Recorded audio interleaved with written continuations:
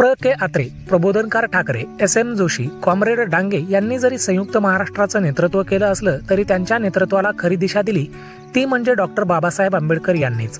जवळपास या लढ्याचा एक आराखडाच डॉक्टर बाबासाहेब आंबेडकर यांनी तयार करून दिला होता असं म्हणलं तरीही वावगं ठरणार नाही।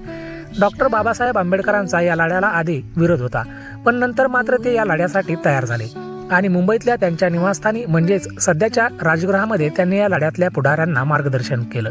डॉक्टर बाबासाहेब आंबेडकर हे या लढ्याच्या विरोधात असताना सुद्धा ते नंतर कसे तयार झाले आणि त्यांनी या लढ्याचा आराखडा कसा तयार करून दिला हे आपण बघू, पण त्यासाठी हा व्हिडिओ शेवटपर्यंत नक्की बघा। संयुक्त महाराष्ट्राच्या लढ्याची सुरुवात झाली ते म्हणजे धार कमिशन पासून। भाषावार प्रांतरचनेच्या मागणीतून ही समिती 1948 मध्ये स्थापन केली गेली होती।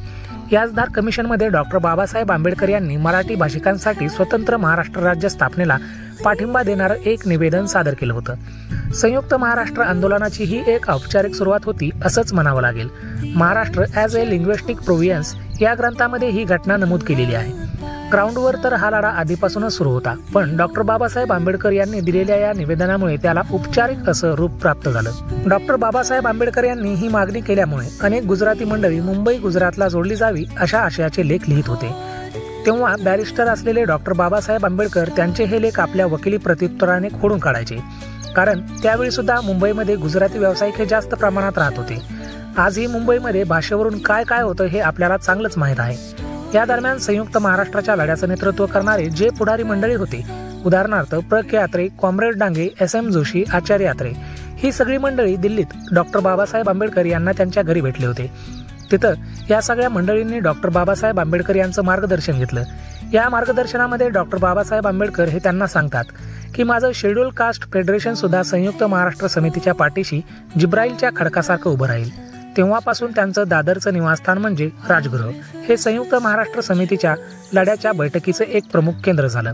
खरं तर सुरुवातीला डॉक्टर बाबासाहेब आंबेडकर यांचा या लढ्याला विरोध होता, पण प्रबोधनकार ठाकरे यांनी जेव्हा डॉक्टर बाबासाहेब आंबेडकर यांना सविस्तरपणे मराठी भाषिकांच्या अडचणी सांगितल्या तेव्हा मात्र डॉक्टर बाबासाहेब आंबेडकर यांनी या लढ्याला आपला पूर्ण पाठिंबा आणि समर्थन दिलं। इतकंच नाही तर डॉक्टर बाबासाहेब आंबेडकर यांनी आपल्या जनता या वृत्तपत्रातून मराठी भाषिकांची बाजू वारंवार मांडली। ते म्हणायचे की मुंबईत गुजराती किंवा इतर भाषिक आले तरी मुंबईची ओळख पुसली गेली किंवा पुसली जाईल असं होणार नाही। मुंबईची मूळ ओळख ही मराठी भाषिकांचा प्रांत अशीच आहे आणि ती बदलता येणार नाही। तसंच भाषावार प्रांतरचना कशी योग्य आहे हे सांगताना मुंबई महाराष्ट्राचीच कशी आहे हे सप्रमाण सिद्ध करणारं महाराष्ट्र आणि मुंबई हे टिपण मूळ इंग्रजीमधून त्यांनी लिहिलं होतं।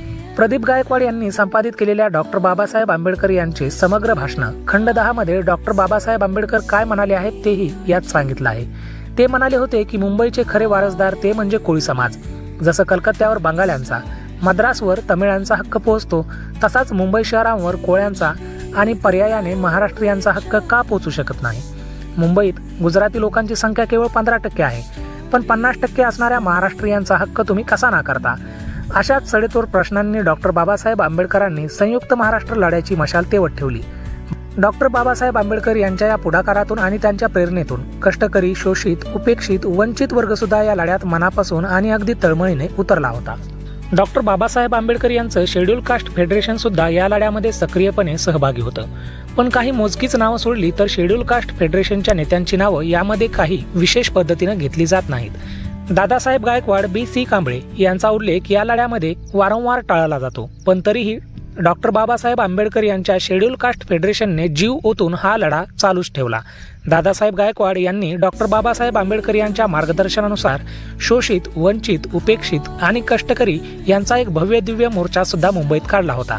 दादासाहेब गायकवाड यांनी संयुक्त महाराष्ट्र लढ्याची आग संपूर्ण महाराष्ट्रात पसरवण्यासाठी मुंबईसह पूर्ण महाराष्ट्र पिंजून काढला होता।